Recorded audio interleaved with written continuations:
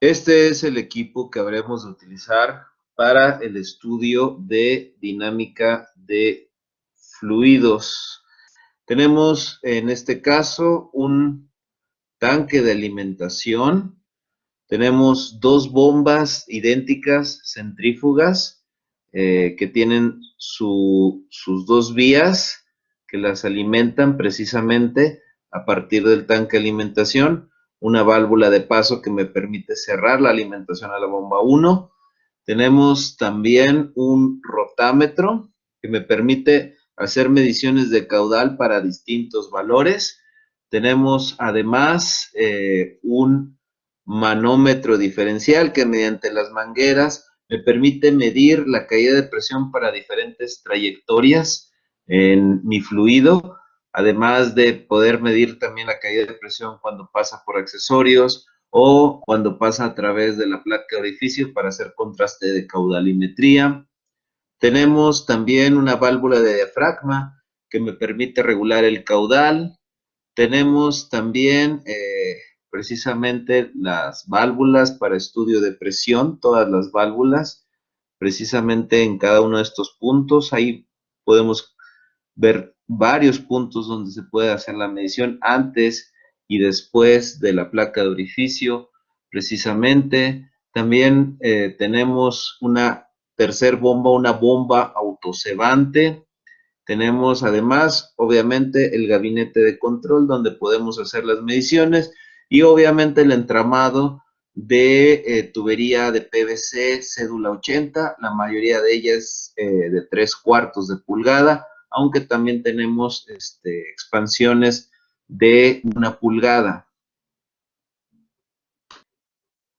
En este esquema de este equipo es un poquito más fácil reconocer las partes. De nuevo tenemos nuestro tanque de recirculación, nuestras dos bombas centrífugas de medio caballo de fuerza. Es importante mencionar que tanto en la succión como en la descarga de las bombas tenemos, bueno, en la succión tenemos un manovacuómetro de relleno de glicerina para la medición en la presión de succión y en la descarga es simplemente un manómetro también relleno de glicerina, ambos marca Metron. Estos nos ayudarán precisamente para caracterizar las cargas a las que están sometidas las bombas para diferentes trayectorias y aperturas de válvula, además de la regulación del caudal que nosotros tengamos con nuestra válvula de diafragma. Como podemos observar, inmediatamente después de ella tenemos nuestro rotámetro que me va a dar esa lectura visual y a partir de las válvulas de esfera que yo puedo manipular en una o en otra dirección, puedo o permitir que se bifurque el flujo o regular el caudal en ciertas trayectorias. Por ejemplo, tal vez sea de interés hacer medición de caudalimetría mediante la placa de orificio. En ese caso, la bomba que se utiliza es la bomba autocebante, aunque realmente la succión es por la parte superior, como se vio en el video, o como se va a ver en el video más adelante, esta bomba va a dirigir el caudal en esta dirección, entonces la forma en que habremos de conectar nuestras mangueras directamente hasta a nuestro medidor diferencial será aguas arriba y aguas abajo. Entonces esta sería la trayectoria para que una vez que logremos estas direcciones, el flujo iría en este sentido, permitiríamos que se moviera en este otro sentido, cerrando esta válvula y esta otra válvula, permitiríamos que el caudal registrado en esta parte sería el caudal que pasaría a través del rotámetro. Tenemos aquí una línea de 1 pulgada, tenemos nuestra línea de 3/4, así que podemos hacer el estudio de contracción y o de expansión de las líneas. Tenemos también, pues obviamente, los codos de 90 grados, tenemos el codo de 45, otro codo de 45. Podemos hacer el estudio de paso a través de las válvulas, podemos hacer el estudio de cómo son los flujos a partir de diferentes aperturas de válvula en cada caudal y a partir también de ello poder determinar cuál es el caudal en cada una de las líneas. En general es un sistema que también puedo utilizar para hacer el estudio de la ecuación de Bernoulli. Es bastante versátil y si se puede llevar a buen puerto, incluso se puede tener todo un curso completo de flujo de fluidos.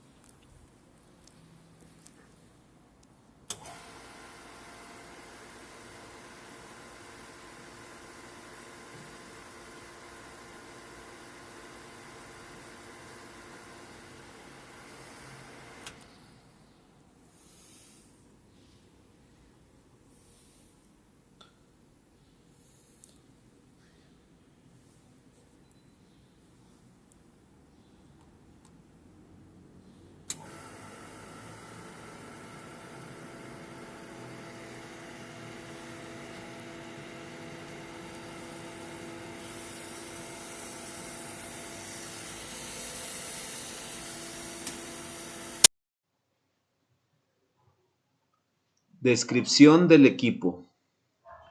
Tenemos, como se muestra, un tanque de alimentación conectado a dos vías.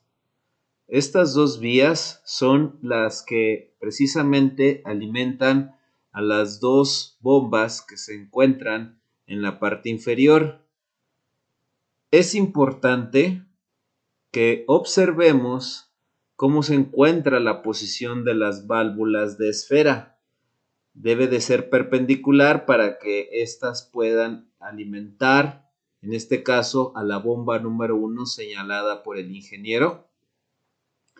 Esta habrá de alimentar, como ya lo dije, a esta bomba, y también pues tenemos precisamente los manómetros que nos muestran cuál es la presión del fluido en ese punto.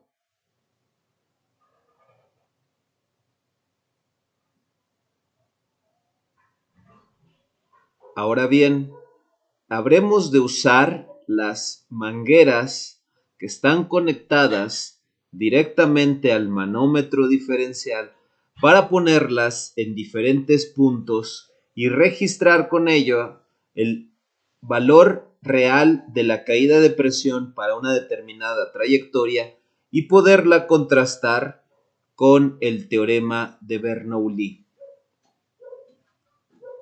Nosotros, si conectamos estas válvulas o estas mangueras a nuestro dispositivo de primógeno, que es la placa de orificio, regulamos el caudal con la válvula de diafragma manipulada por el ingeniero para poder poner un caudal determinado con el rotámetro, podemos hacer la comparación entre el dispositivo y nuestro rotámetro, obviamente utilizando la ecuación para cálculo de caudal a partir de la ecuación de conservación de energía de Bernoulli.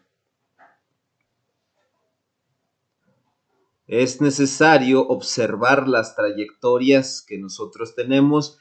Es importante que podamos entender cuáles son las trayectorias dependiendo de la posición de las válvulas que habrá de tomar el fluido cuando nosotros estemos trabajando ya sea con una o con las dos válvulas conectadas.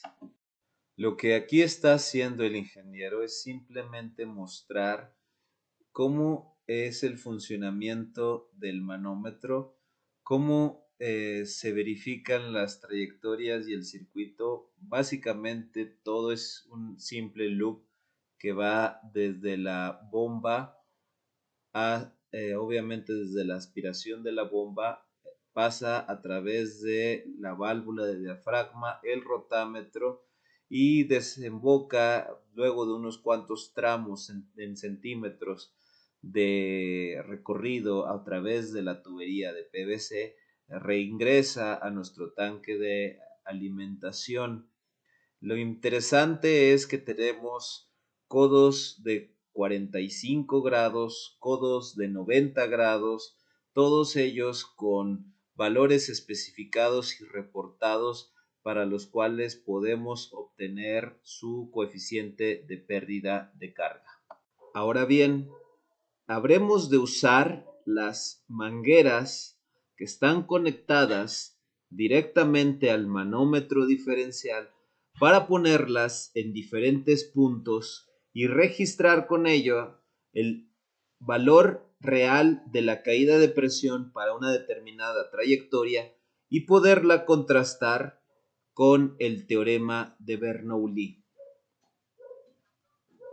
Nosotros, si conectamos estas válvulas o estas mangueras a nuestro dispositivo de primógeno, que es la placa de orificio, regulamos el caudal con la válvula de diafragma manipulada por el ingeniero para poder poner un caudal determinado con el rotámetro, podemos hacer la comparación entre el dispositivo y nuestro rotámetro, obviamente utilizando la ecuación para cálculo de caudal a partir de la ecuación de conservación de energía de Bernoulli.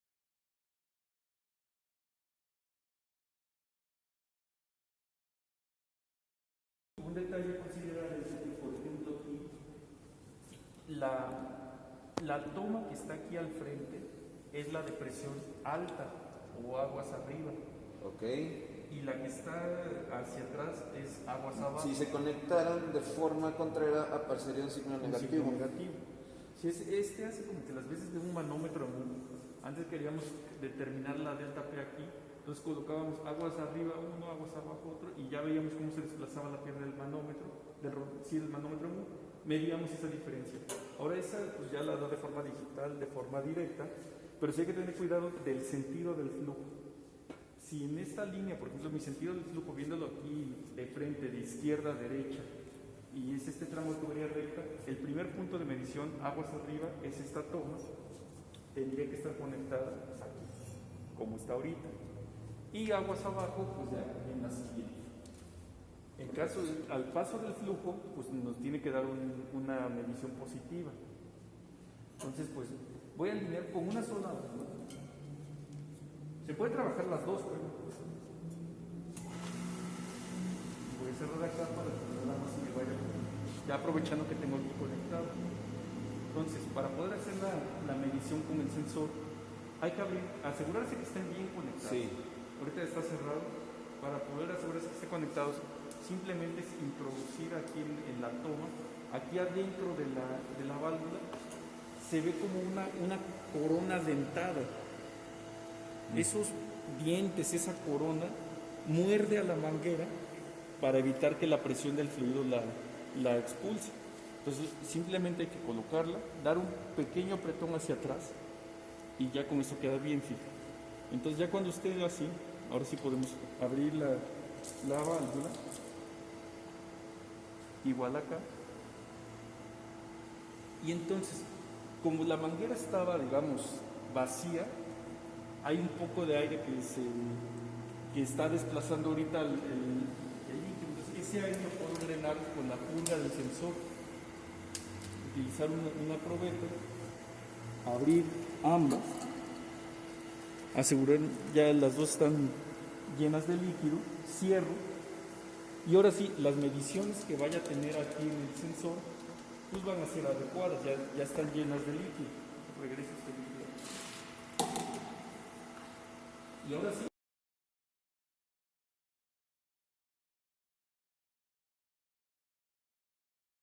Pues para PVC cédula 80 pues puede ser a veces muy específico. O sea, los coeficientes, por ejemplo, las reducciones, los CVs de las válvulas, eso también es un dato técnico que les vamos a que está puesto ahí en el manual. Y con el de Bernoulli, la verdad es que, pues sí, cualquier elemento del Bernoulli está aquí puesto. El factor de fricción. La delta Z también, ahí hay que tener cuidado, luego mucho, se les va a veces, por ejemplo, entramos de tubería recta, pues no hay variación de altura, ahí pues el término ya cero, pero si la idea es calcular el Bernoulli desde este punto hasta acá, pues medir esta altura de aquí a acá. ¿Sí? O en este codo, parece que es bien poquitito, pero eso es pocos centímetros. No, pensé que por la simple presencia del codo ya es una que... Por la disposición en la que está colocado este codo, aquí este delta Z ya lo es. Ahora, aquí está muy interesante porque hay una caída de presión, pero va a haber un aumento de carga por la gravedad. Así es. Y es interesante calcular, incluso hasta física vectorial se puede aplicar ahí. Pues sí. ¿Y por qué es 45, verdad? Es 45 grados. Y la verdad es que por eso se trató de seleccionar este sensor de presión diferencial. Pues por la precisión y la sensibilidad que se requiere aquí en estos tramos. Incluso nada más llenando la línea sin que haya flujo, se puede hacer el cálculo. A ver, dime cuál va a ser la carga. Así es. Y debería de ser coseno de 45 grados por la altura. Por la altura, tal cual. Así de sencillo. Para entender la ecuación de Bernoulli, es necesario visualizarla como una ecuación de conservación de la energía. También debemos de entender que lo que se estudia en ella, en una simplificación para fluidos incompresibles, es la energía mecánica de la misma. Primero que nada, hay que entender que hay varias formas de expresar la ecuación de Bernoulli. La forma en que a mí me gusta expresarla es muy sencilla, ponerla en términos todos ellos de carga. ¿Y qué es la carga? Bueno, imaginémonos, visualicemos una bomba que tiene una succión al nivel del suelo y el líquido, la columna de líquido también se encuentra de esa manera, sin posibilidad de succión, de cavitación como tal. La cavitación es un fenómeno que destruye las bombas cuando no hay suficiente nivel de líquido. Supongamos que esta bomba puede llevar hasta una cierta altura un caudal mínimo cercano a cero, pero llega hasta una determinada altura máxima. Pues eso sería la carga máxima de nuestra bomba. Obviamente en unidades de longitud. Si estamos hablando de sistema internacional, pues nosotros diríamos que esto se encuentra en unidades de metros. Entonces, si yo quiero cambiar las condiciones de flujo, imaginémonos ahora que esa no es la altura máxima. Si yo quiero cambiar las condiciones de energía mecánica de mi fluido desde un punto determinado, a donde quizás probablemente haya codos, como aquí, válvulas de diferente forma o tipo, algunas contracciones dentro de la vía misma, después unas expansiones, más codos, tanto de 45 como de 90 grados, después caminos rectos, verticales, etcétera, y demás accesorios, hasta llegar a una determinada descarga en un punto 2, pues primero que nada tengo que visualizar que se debe de cubrir una cierta distancia vertical, es decir, hay una delta Z que tiene que ver con el cambio de altura al cual se debe llevar al líquido, y ese cambio de altura, si yo lo multiplico por el caudal másico, además de la gravedad, pues yo tengo una potencia mecánica desarrollada, es decir, una determinada energía por unidad de tiempo que debe de desarrollar mi bomba. Luego entonces debo de considerar la altura inicial y la altura final, y esos van a ser términos que forzosamente deberán de ser incluidos en mi ecuación. Hay una energía mecánica manifestada en energía potencial en el punto 1 y una energía potencial a la cual debo de llevar a ese fluido por diferentes circunstancias, por ejemplo, desde una cisterna hasta un tinaco para un hogar determinado. Yo quiero llevarla hasta ese punto y por lo menos la bomba debe de poder alcanzar a proporcionarme esa energía.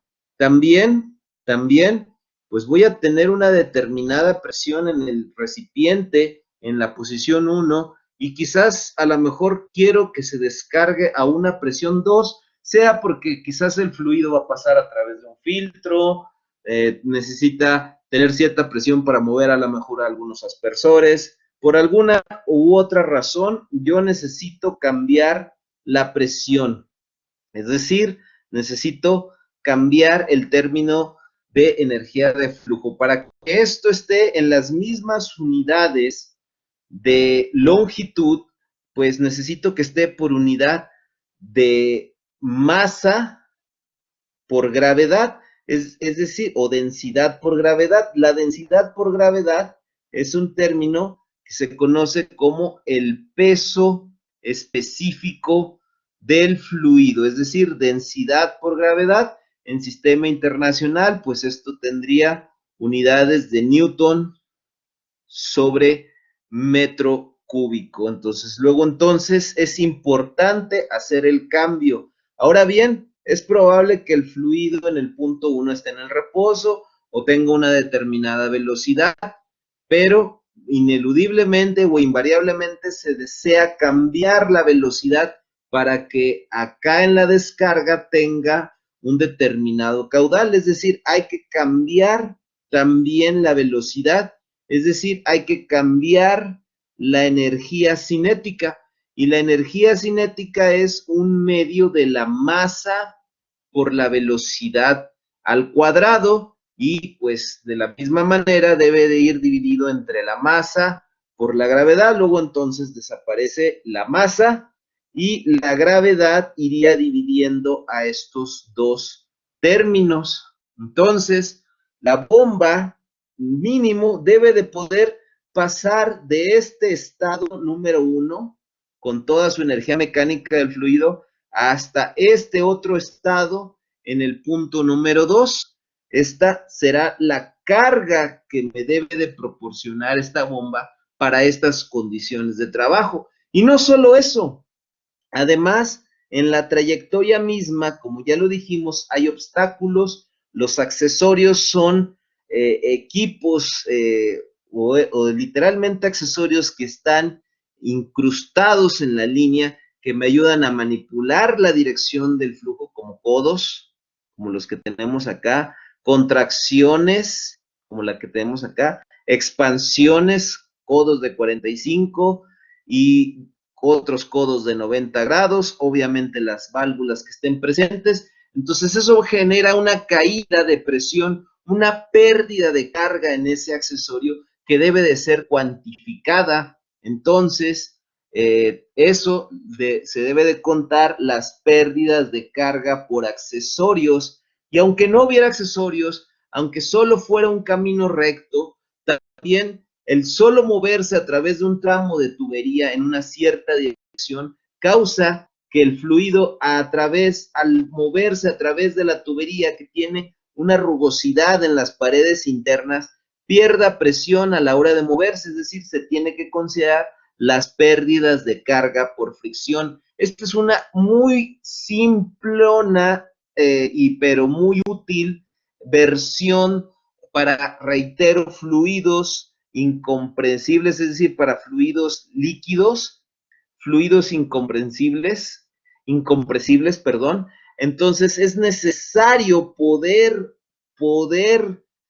convertir la energía mecánica en el punto 1, vencer los obstáculos por accesorios, por fricción, para poderla llevar a un estado 2 con una energía cinética que se manifiesta en una velocidad de descarga, una nueva posición de descarga y una diferente presión. Estos son los fundamentos que se deben de considerar para la correcta selección de una bomba. Obviamente, después de calcular esta carga, se debe de seleccionar una bomba que para esta carga deseada entregue precisamente el caudal determinado. No olvidemos que el caudal se puede calcular a partir de la velocidad lineal de descarga por el área de flujo para una determinada tubería, en este caso una tubería PVC, cédula 80 de 3/4 de pulgada o de 1 pulgada, dependiendo de la sección.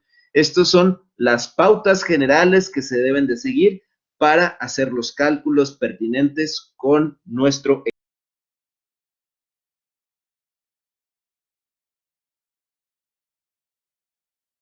Puedes buscar cuál es la válvula de esfera, cuál es la constante de pérdida de carga. Pero demuéstralo para diferentes caudales, haz la transformación a carga de velocidad, haz una correlación lineal con precisamente la pérdida de carga registrada y ya sacas tu carga.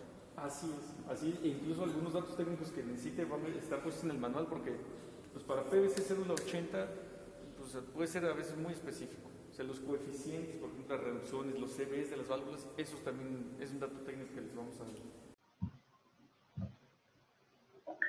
Para hacer la caracterización, por ejemplo, de la válvula que se muestra en el video, supongamos que aquí tenemos nuestra válvula, nosotros tenemos tomas antes y después, para un sentido de flujo en esta dirección, tenemos tomas antes y después de esa válvula, en donde a partir de nuestro manómetro diferencial vamos a ser capaces de registrar cuál es la caída de presión en ese punto. Una vez que tengamos la caída de presión en unidades en sistema internacional, si nosotros la dividimos entre el peso específico del agua, pues lo que tenemos es la pérdida de carga por la presencia de esa válvula.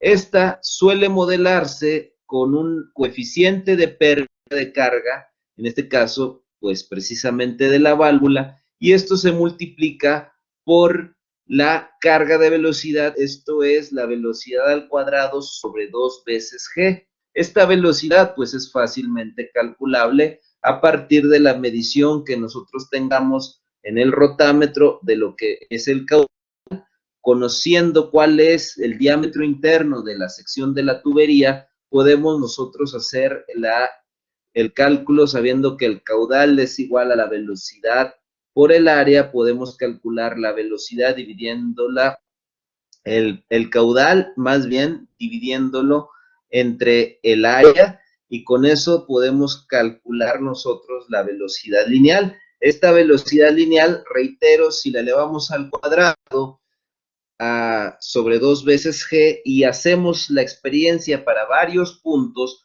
podemos hacer una correlación lineal entre la caída de presión dividida entre el peso específico, y veremos que precisamente se obtiene una línea recta cuyo intercepto o está en el origen o muy cerca del origen, y cuyo valor será igual al coeficiente de pérdida de carga de la válvula. De esta manera, repitiendo la experiencia varias veces para obtener varios puntos donde algunos puedan estar fuera de la línea recta, pero con una correlación muy buena de Pearson cercana a 1, podemos ser capaces de caracterizar a cada uno de los instrumentos y contrastarlos con los reportados en bibliografía.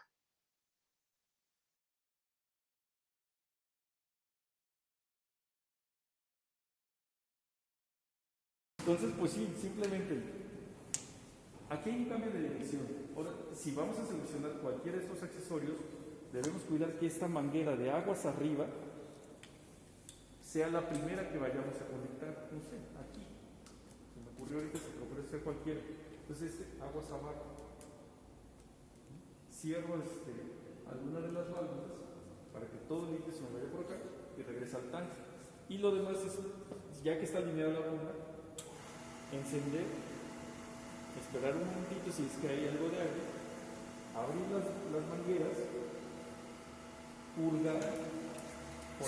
Siempre es eso, porque cada vez que se apaga, se desconecta, se llena de... Así es, cada que desconecto entra aire, entonces pues la recomendación es que esté completamente llena de líquido. De acuerdo. Esta agua regresa a la alimentación.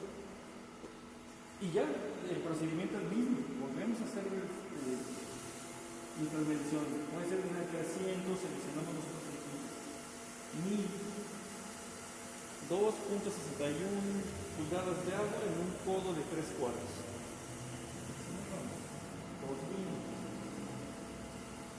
8.15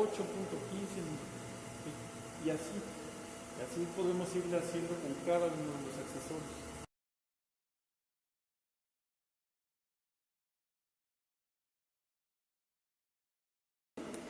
A determinados flujos ya vemos la caída de presión, no sé, a 1000 litros por hora. A 1000 litros por hora tengo una caída de presión de alrededor de 3 pulgadas de agua.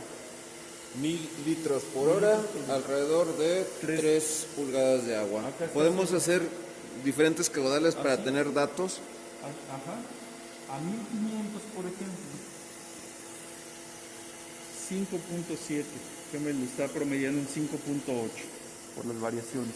Pero lo mismo, podemos utilizar todos los rangos, de 300, 400, 500, hasta 3000. Vámonos a 2000. A 2000 litros por hora,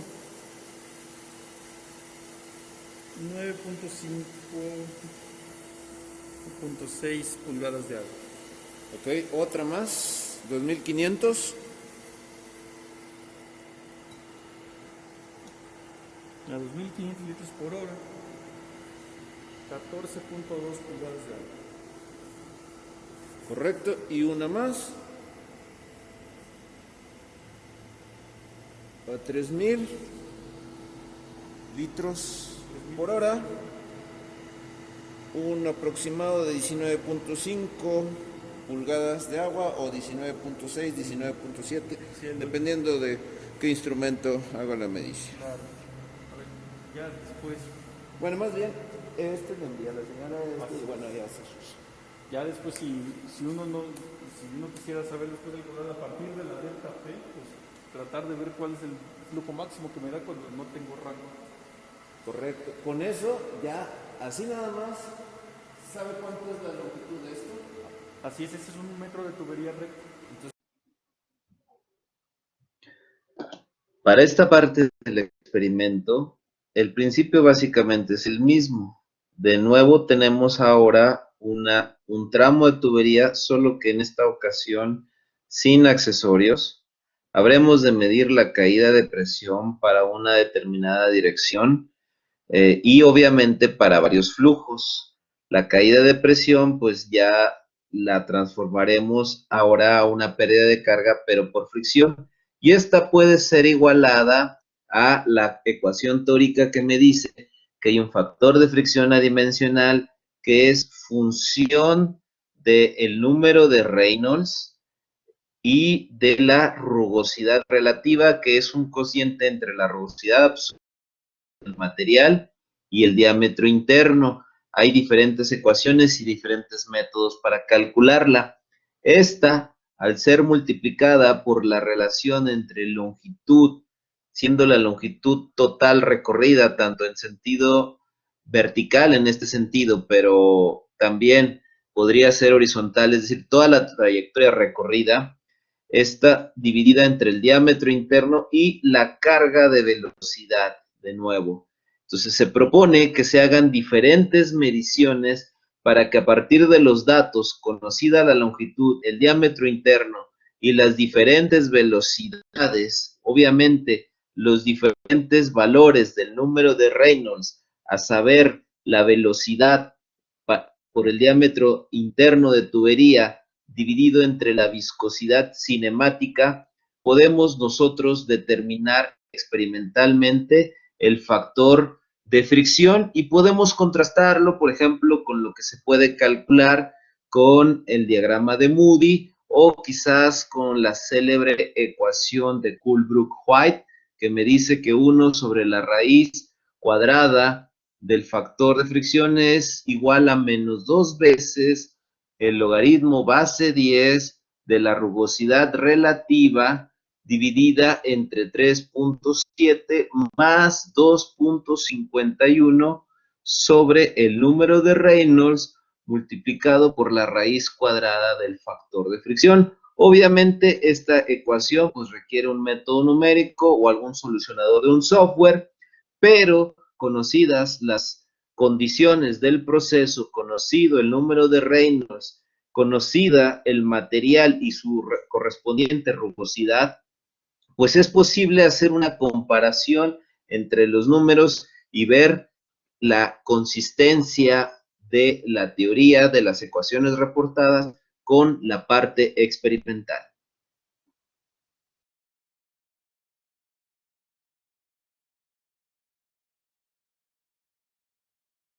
Para estudiar todo el rendimiento en cualquier accesorio, más la placa de orificio. Esa, la verdad es que la placa de orificio es este lado.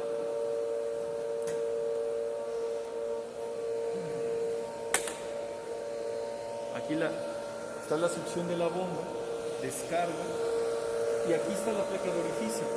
Sus tomas para la medición de la delta P están aquí. Ahí en el manual está puesto, pero el coeficiente de este es de 0.61.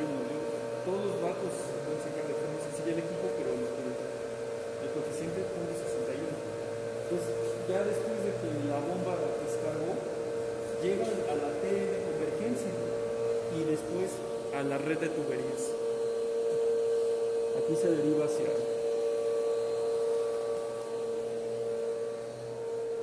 el frente del equipo, se mide la presión de descarga, se controla el flujo y ya, se hace el estudio. Correcto.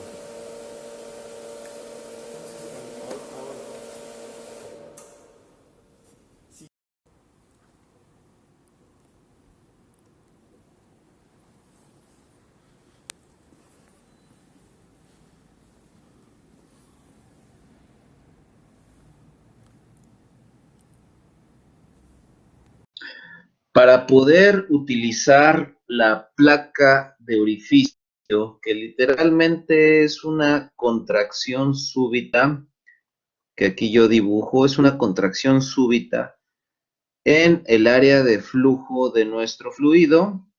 Supongamos que aquí vienen las paredes internas de nuestro tubo, en la cual está interpuesta precisamente esta placa de orificio. Y bueno, acá continúa la línea.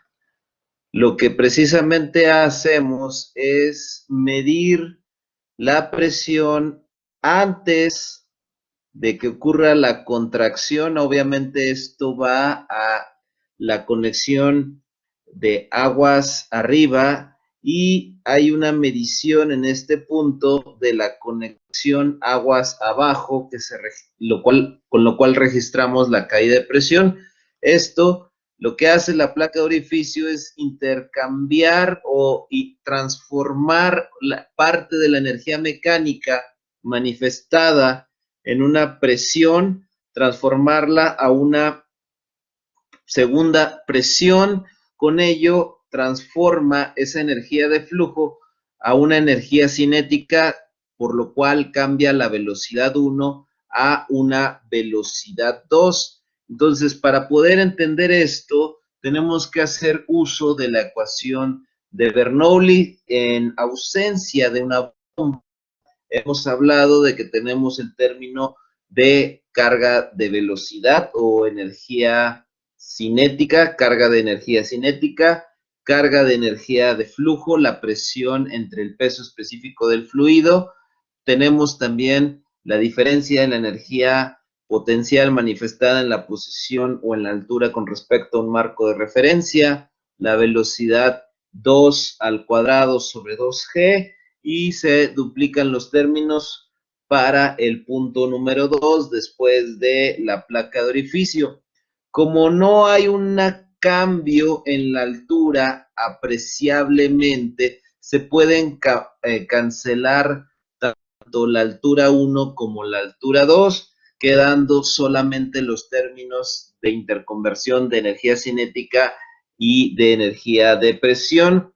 reescribimos nuestra expresión, tenemos la diferencia de velocidades al cuadrado divididas entre 2g, y del otro lado tenemos menos delta P sobre gamma. En lo sucesivo, eliminaré el signo negativo solo por comodidad. Esta es la forma en que se intercambian las energías cinética y de presión. Lo que hacemos ahora es simplemente pasar este término que está dividiendo, lo pasamos multiplicando. Tenemos la diferencia de velocidades al cuadrado igual a 2 veces delta P, la gravedad, obviamente. Recordar que el término gamma es la densidad por la gravedad la densidad, obviamente, de nuestro fluido, así que la gravedad puede eliminarse de la ecuación.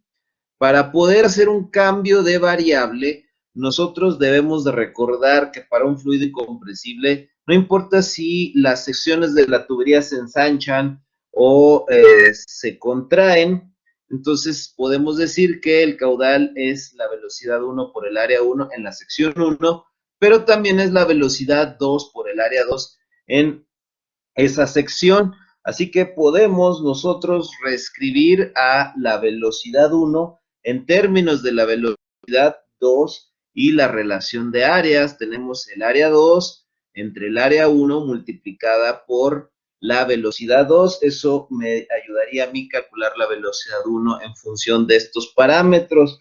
Si recordamos que estamos en una sección circular, pues podemos hacer un intercambio. Las áreas pueden ponerse en función de los diámetros. Entonces, aquí tengo pi por diámetro al cuadrado sobre 4, dividida entre pi por diámetro al cuadrado 1 sobre 4, y esto va multiplicado por la velocidad 2. Obviamente las constantes pi y 4 se eliminan y puedo reescribir que la velocidad 1 es una relación de diámetro 2 entre diámetro 1 elevada al cuadrado por la velocidad 2. Si yo digo que la relación de diámetros la nombro beta, entonces B1 es igual a beta cuadrada por la velocidad 2. Si yo utilizo esta información, puedo hacer un cambio de variable de la siguiente forma. Yo puedo reescribir en mi ecuación de interconversión, en esta parte, yo puedo reescribir de la siguiente manera: la velocidad 2 al cuadrado menos la velocidad 1, ya no la escribiría, sino la pondría en términos de beta y de velocidad 2. Entonces me quedaría beta al cuadrado me quedaría beta cuarta por velocidad 2 al cuadrado, y esto sería igual a 2 veces delta P sobre la densidad. Si hago una factorización, puedo reescribir la velocidad 2 al cuadrado por 1 menos beta a la cuarta igual a 2 veces delta P sobre la densidad. Luego, entonces, el término que está multiplicando lo puedo pasar dividiendo. Tendría la velocidad 2 al cuadrado igual a 1 sobre 1 menos beta a la cuarta por 2 veces delta P sobre la densidad. Puedo, por conveniencia, eliminar los subíndices. Puedo simplemente escribir la velocidad al cuadrado, pero si yo saco raíz cuadrada de estos términos, me queda 1 sobre la raíz cuadrada de 1 menos beta a la cuarta por la raíz cuadrada de 2 veces delta P sobre la densidad. Ahora bien, recordando que si yo multiplico a la velocidad lineal del fluido por el área, yo puedo encontrar el caudal.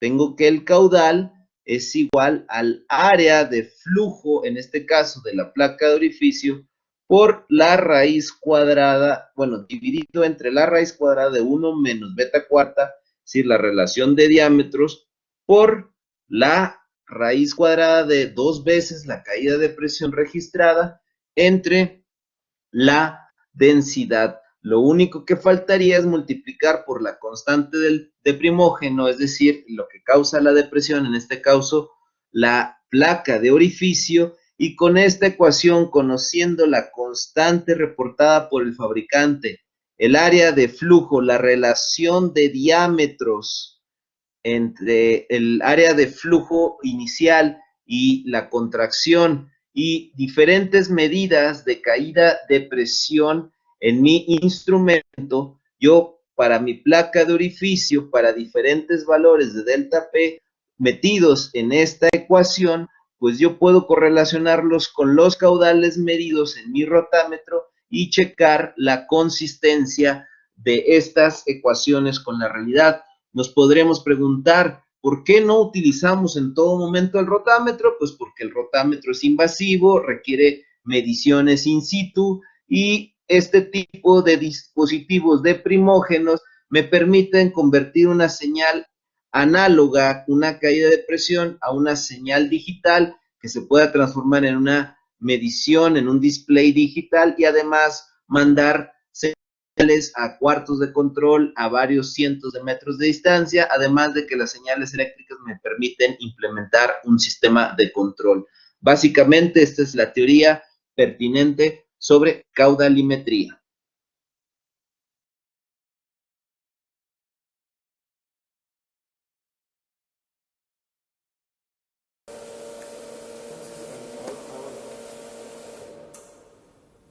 Si quisiera estudiar, por ejemplo, las bombas en paralelo, bueno, cierro la procesante, abro esta y todas las descargas de las, para que cada una tenga su succión y descarga independiente. Correcto. Y entonces, bomba 1, bomba 2, la cerrada, y ya cuando no veo burbujas, entonces abro el primerín. Y la idea sería que, no sé, 3000 litros por hora, registrar presión de succión, presión de descarga. 2900, lo mismo, y así con todos los datos. Por supuesto. Para las curvas compuestas. Así es, entre más datos tengamos, pues es mejor. Si podemos aprovechar todo el rango del rotámetro, pues, pero ahí succión y descarga cada uno es independiente. Si lo quisiera hacer en serie, de preferencia parar el tiempo antes de hacer la... Quería cerrar la succión de la 1. Así es. Porque la 2 no tiene como tal válvula para su succión. Así es, cerrar esta para que entonces la descarga de la 2 alimente a la 1. Y entonces sí, ya tenemos el agua. De acuerdo totalmente. Y ya pero ahora como están en ese arreglo, como la bomba 2 alimenta la bomba 1, lo adecuado. Primero tenemos que prender la bomba 2. Así, bomba 2, bomba 1. Espero que salga el aire. Y los cierro sin pie. Pero ahora pues sí, mire, ya claramente se ve el efecto. En serio, pues ya la presión es mucho más alta que el morador. Excelente. Las curvas características son información gráfica del desempeño de la bomba en función del caudal que entregan. En esta gráfica vemos en el eje de las X o de la variable independiente el caudal en litros por minuto, y vemos cómo es la carga que desarrolla o entrega la bomba para diferentes modelos y para diferentes potencias. Observamos que estas curvas suelen ajustarse a una ecuación cuadrática.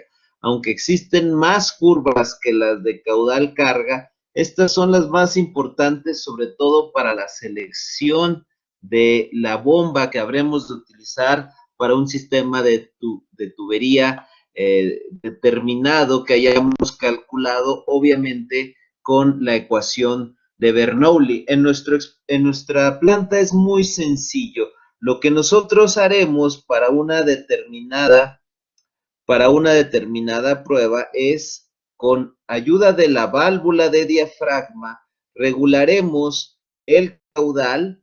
A la hora de que nosotros regulemos el caudal, estaremos sometiendo a diferentes cargas a nuestra bomba, donde estará succionando, por supuesto.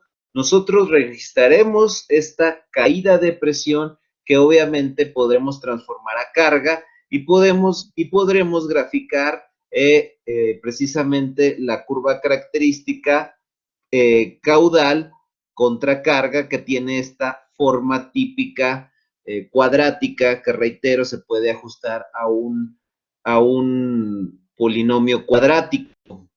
Ahora bien, cuando nosotros trabajamos con bombas, por ejemplo, bombas en serie, lo que ocurre es que la descarga de la bomba 1 o 2, dependiendo de cómo estén conectadas, va a convertirse en la succión de la bomba 2, de tal suerte que, por el principio de conservación, los caudales, el caudal total va a ser igual al caudal que entrega la bomba 1 e igual al caudal que entrega la bomba 2. Luego, entonces, ¿para qué se conectan? Pues bien, pues resulta que la idea de conectar bombas en serie es para sumar las cargas. Tendremos una carga total que será igual a la suma de la carga de la bomba 1 más la carga de la bomba 2. Así, una curva compuesta para bombas idénticas, digamos, esta es la bomba 1 y esta otra sería la bomba 2, lo que ocurriría es que nuestra carga resultante se sumarían ambas, aunque entregarían los mismos caudales. Nosotros tendríamos que el caudal es el mismo para ambas, pero tenemos que las cargas se están sumando, y con ello logramos cumplir ciertos objetivos que se puedan presentar en determinado momento. Ahora, ¿por qué se trabaja con bombas? ¿Por qué se trabaja con bombas en paralelo? ¿Qué es que estén en paralelo? Pues resulta que van a tener succiones independientes las dos bombas. Nuestro equipo nos permite, mediante la manipulación de estas, nos permite también conectarlas de esta manera.